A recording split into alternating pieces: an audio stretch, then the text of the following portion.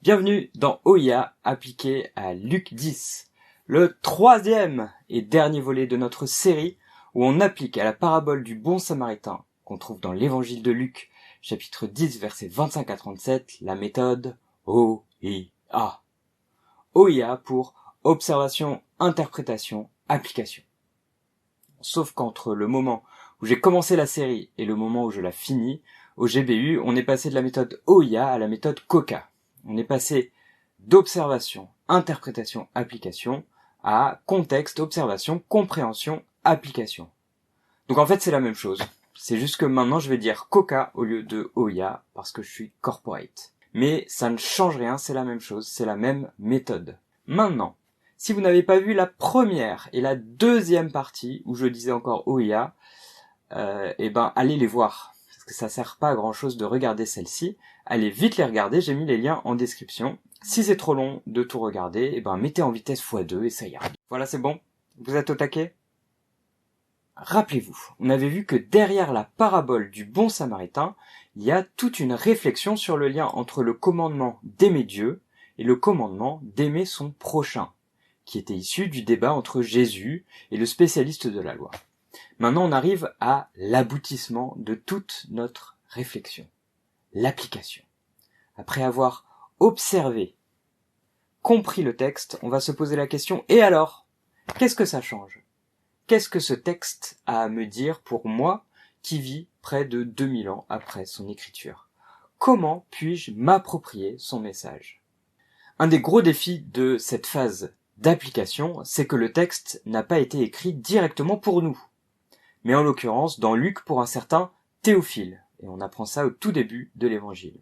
Maintenant, si on est chrétien, qu'on pense que la Bible est parole de Dieu, alors on pense qu'elle s'adresse à tout le monde. Mais il faut bien avoir conscience qu'aujourd'hui, on n'est pas le destinataire premier du livre, et qu'on ne peut donc pas toujours s'approprier directement le message de l'écriture. Des fois c'est plus ou moins direct, mais il faut toujours prendre un petit peu de recul pour se demander à quel point ce message, je peux me l'approprier directement. Alors, pour notre texte, on est peut-être dans un des cas où c'est quand même le plus direct. Déjà, on est dans un évangile avec lequel on a peu d'informations contextuelles si on compare à une lettre. Dans une lettre, on a un peu plus de contexte parce que les auteurs répondent à des problèmes spécifiques qu'ils évoquent directement. Les évangiles ont certainement été écrits avec une portée un peu plus générale que les lettres, même si chaque évangile a ses petites spécificités. Luc, par exemple, c'est un non-juif qui s'adresse à un non-juif en faisant un travail d'historien pour assurer à ce Théophile la véracité de ce qu'il a entendu. Ensuite, j'ajoute encore cette petite subtilité, c'est qu'on se trouve dans un récit. Donc il y a déjà un message que Jésus cherche à faire passer à son interlocuteur, spécialiste de la loi, qui n'est donc pas Théophile, le lecteur de Luc. Mais Luc, l'auteur, a jugé bon que ses lecteurs soient au courant de cet échange précis, qui ne se trouve d'ailleurs dans aucun autre évangile. Mais ça ne veut pas dire que ces lecteurs premiers sont concernés par le message de Jésus de la même manière que le spécialiste de la loi l'est. Maintenant, comment on passe de Jésus face au spécialiste de la loi à nous? Il y a peut-être deux approches, mais dans tous les cas, on part toujours de l'idée principale du texte. Une première approche, c'est de se poser simplement des questions générales, qui découlent de l'idée principale. Qu'est-ce qu'on apprend sur Dieu, sur l'humanité, sur le monde, sur le bien, le mal, etc. Et on voit ce qui est pertinent pour nous maintenant. Une deuxième approche, celle qu'on va creuser un peu plus, on part de l'idée principale du texte, encore une fois, et on voit comment elle s'applique au personnage du récit, ou au premier lecteur, et ensuite on essaie de voir quels sont les points communs et les différences entre nous et le premier lecteur. Et en fonction de ça, on va tirer des conclusions. Alors, notre ami spécialiste de la loi. Le message pour lui, c'est que le fait d'aimer Dieu implique d'aimer son prochain. Et la parabole met le doigt sur le fait qu'il n'aime pas Dieu comme Dieu veut être aimé, puisque son modèle religieux va privilégier le respect des règles au détriment de l'amour de son prochain. Le fait qu'il n'aurait pas été ému de compassion s'il avait été dans la parabole est un symptôme qu'il n'aime pas Dieu. Et là, peut-être que dit comme ça, il y a déjà matière à réfléchir pour nous. Parce que j'imagine que la plupart des gens intéressés par nos vidéos sont plus ou moins religieux. Ou alors vous allez me dire, mais moi, je suis pas religieux, j'ai une relation personnelle avec Jésus. Et ok, c'est cool. Mais j'imagine quand même que dans la plupart des cas, à moins que vous ne soyez vraiment tout seul dans votre coin, il y a un minimum d'institution ou d'organisation au sein d'une communauté de croyants. Et vous avez donc quand même une religion, même si c'est inconscient. Et là, la question qui se pose, c'est qu'est-ce qu'on fait quand on est, par exemple, dans une situation où entre en conflit la protection de l'institution versus la protection des victimes. Et là, typiquement, je pense aux situations d'abus sexuels ou d'abus de pouvoir, qui peut toucher toute organisation, hein, je vise personne en particulier, je vise tout le monde, toute organisation où il y a des humains pécheurs en situation d'autorité ou de pouvoir. Et là, assez naturellement, et ça se constate dans la plupart des affaires qui ont été rendues publiques, la tendance va être de mettre sous silence les victimes en espérant protéger l'institution. Mais si on a compris que Dieu se préoccupe d'abord des victimes et des blessés, alors on comprend que la véritable manière de protéger l'institution, c'est de prendre soin des victimes en étant pris aux tripes de compassion. Bon, ok, là je suis peut-être allé une étape trop vite, mais je distille un petit peu d'application pour nous, pour pas que tout vienne à la fin. Normalement, il faudrait attendre un peu, mais comme ça, vous voyez comment je suis passé du spécialiste de la loi à nous, c'est parce que j'ai fait le parallèle entre sa religiosité et la nôtre, et qu'est-ce que ça change pour peut-être certaines victimes qu'on croise parmi nous. C'est au tour des premiers lecteurs. On est peut-être dans le cas où c'est le moins porteur parce qu'on ne connaît pas trop la situation du premier lecteur. Et où finalement, notre point commun avec le premier lecteur, c'est de devoir appliquer ce message de Jésus dans un contexte différent que celui du spécialiste de la loi.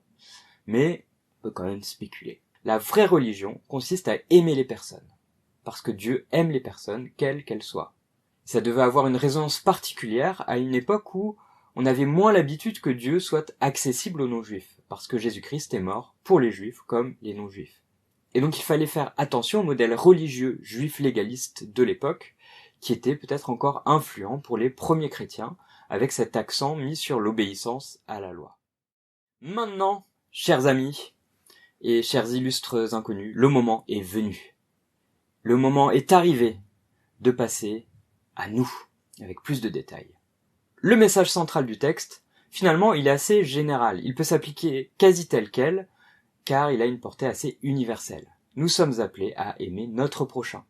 Et c'est en aimant notre prochain qu'on aime Dieu. Si donc on n'aime pas certaines catégories de gens, alors il faut s'interroger un peu sur notre vision de Dieu. Maintenant, aimer son prochain, il faut avouer que tout le monde trouve ça cool en théorie. C'est une application hyper générale. Et si on a un message que tout le monde trouve cool, qui parle gentiment à tout le monde, en vrai ça ne parle à personne. Bon, c'est déjà bien, hein, mais le but et l'autre défi de l'application, c'est de se faire un petit peu bousculer par le message du texte, qu'on ne ressorte pas de la discussion autour de la Bible sans avoir un peu de grain à moudre dans nos têtes. Donc il faut voir comment être un peu plus spécifique, un peu plus intentionnel, en profondeur avec nos applications. La difficulté alors, c'est qu'on est tous différents. Ce qui est pertinent de manière spécifique pour moi ne l'est pas forcément pour chacun d'entre vous. Il faut que j'arrête de vous pointer du doigt. Au final, l'application, elle est personnelle. Donc c'est à chacun de se la faire personnellement. Je ne te connais pas, toi, derrière ton écran. Donc je ne peux pas savoir ce qui va être pertinent pour toi, mon coco, ou ma cocotte. Désolé. Mais ça n'empêche pas d'y réfléchir, quand même. Et d'y réfléchir en groupe. C'est ce qu'on veut faire au GBU dans nos discussions autour de la Bible, parce qu'il y a, je crois, beaucoup de vertus à croiser nos expériences, nos vécus, qui résonnent chacun à leur manière avec le message de la Bible. Et la méthode Coca est là pour nous aider à trouver les questions qui vont faire discuter le groupe de manière pertinente. Quand on fait une formation sur la méthode Coca dans les groupes, en général, on vous présente ce fameux tableau avec 3 lignes et 2 colonnes. Pour chaque ligne, on va penser aux arrière-plans de différentes catégories de personnes. La première, c'est moi-même d'abord, parce que quand même c'est le plus immédiat. Et on est certes tous uniques, mais on est aussi assez banal quand même. Donc si le texte nous parle d'une certaine manière, ça peut aussi parler à d'autres. Ensuite, dans la deuxième ligne, ce sont les membres du groupe, de votre GBU ou GBL local. Si vous ne faites pas partie de notre association, pensez à votre groupe de potes, votre groupe d'études bibliques, de maison, de communauté, je sais pas comment vous appelez ça. Et après, ça dépend à quel point vous connaissez leur vie, mais on veut penser aux membres des groupes avec lesquels on va discuter de la Bible. Dans la troisième ligne, on pense à notre société. Évidemment, c'est large.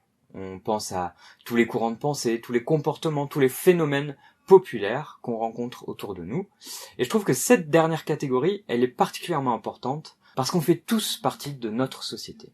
On est tous influencés par elle et c'est alors très utile à la fois pour nous, mais aussi pour trouver des pistes d'application pour ceux dans vos groupes qui ne sont pas croyants, histoire qu'ils aient eux aussi un peu de grain à moudre et qu'ils puissent voir que la Bible peut avoir des choses intéressantes à leur dire à eux aussi. Je fais cette remarque parce qu'on veut que dans notre association, on veut que les étudiants de tous arrière-plans, religieux et philosophiques, puissent se sentir à l'aise et participer pleinement à la discussion autour de la Bible. Maintenant passons aux colonnes. Dans les colonnes, on va regarder pour chacun de ces arrière-plans comment leurs croyances dans la première colonne et leur comportement dans la deuxième colonne peuvent être un petit peu confrontés ou remis en question par le message du texte.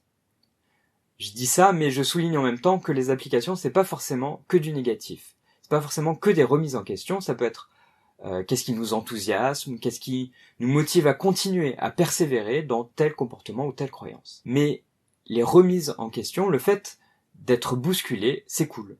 Et dans un dialogue constructif, avec des gens bienveillants, ça aide beaucoup à évoluer, changer, s'améliorer. Et le but, c'est clairement pas de se juger les uns les autres. C'est aussi pour ça qu'on commence le tableau par soi-même. Et je crois que le but de tout ça, c'est à la fois chercher des passerelles entre les gens et le texte, parce que ça va aider à faire le lien, mais c'est aussi trouver des points de rupture qui vont pousser à changer. Et l'équilibre entre les deux, dans un groupe encore une fois bienveillant, permet un dialogue interconfessionnel, interphilosophique, respectueux et fructueux si on peut gentiment se challenger les uns les autres. Dans le cadre de cette vidéo, on va surtout imaginer deux arrière-plans. Un arrière-plan religieux, parce que Jésus s'adresse quand même à un gars très religieux, et ensuite on va réfléchir à un arrière-plan séculier, c'est-à-dire quelqu'un pour qui la foi n'est pas ou peu importante, quelqu'un peut-être d'agnostique ou d'athée. Commençons donc par quelqu'un d'arrière-plan religieux. Il croit en Jésus, il est investi dans son groupe biblique universitaire, dans son église locale ou sa paroisse, et il pense que c'est plutôt cool d'aimer Dieu et son prochain, comme soi-même.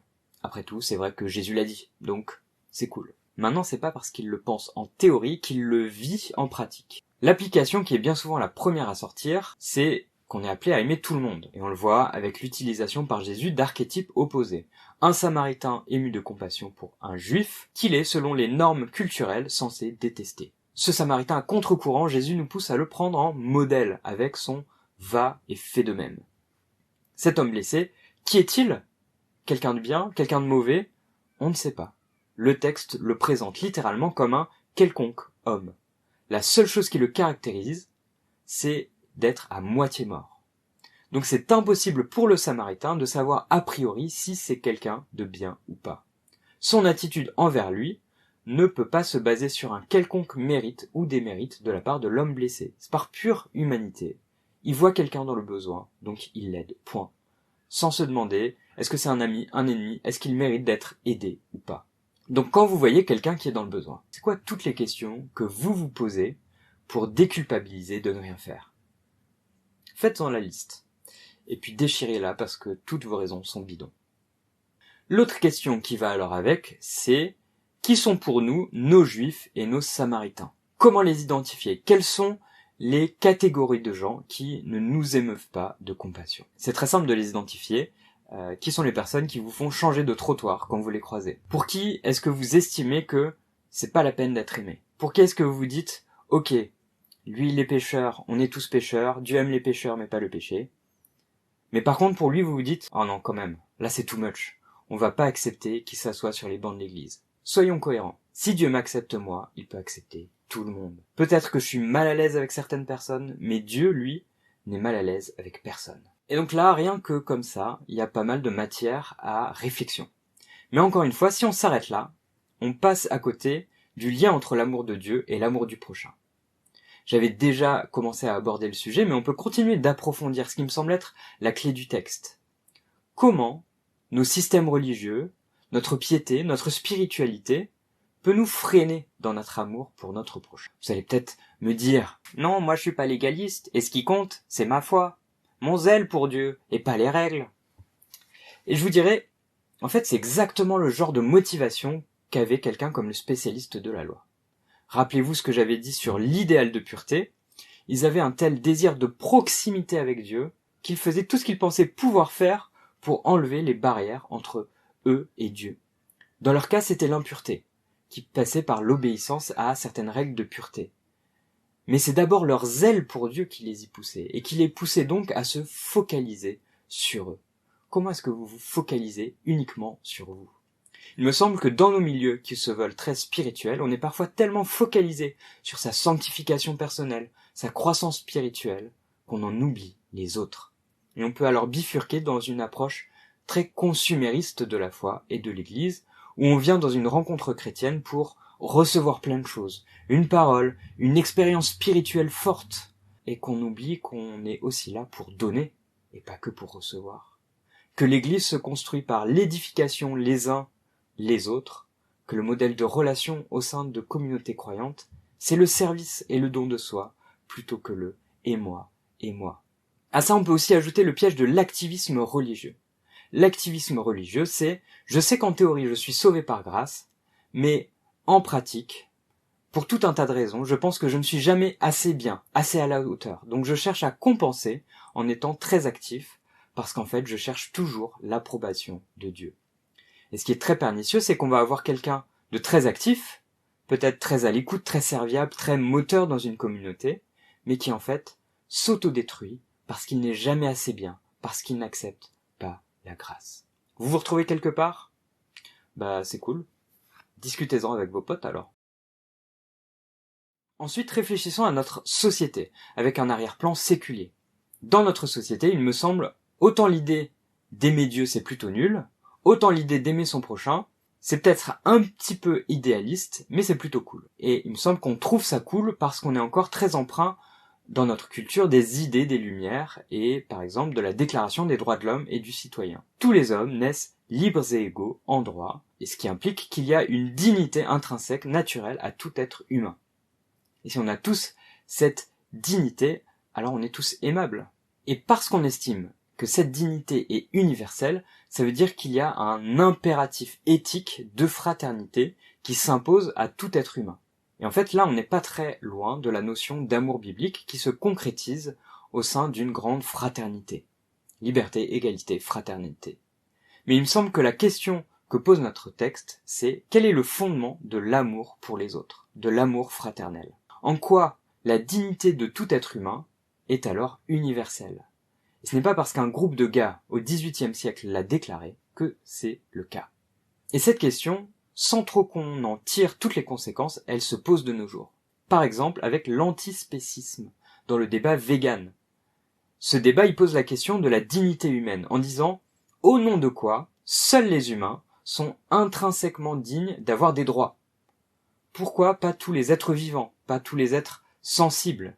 Si Dieu n'existe pas, s'il n'y a pas de sens moral universel garanti par un être suprême bon, si ce sont les individus qui sont maîtres de leur sens moral, si ce sont les individus qui déterminent ce qui est éthique pour soi, pas plus absurde de dire « je suis libre et égal en droit autant que mon lapin », parce que c'est un être sensible, que de dire « seuls les êtres humains le sont parce que j'estime que c'est leur raison qui les distingue des animaux et les rend aptes à avoir des droits, mais non seulement des droits, aussi des devoirs ». Et encore, là, on va dans un sens de dignité à minima pour les humains, dans les deux cas. Mais on pourrait aller dans l'autre sens.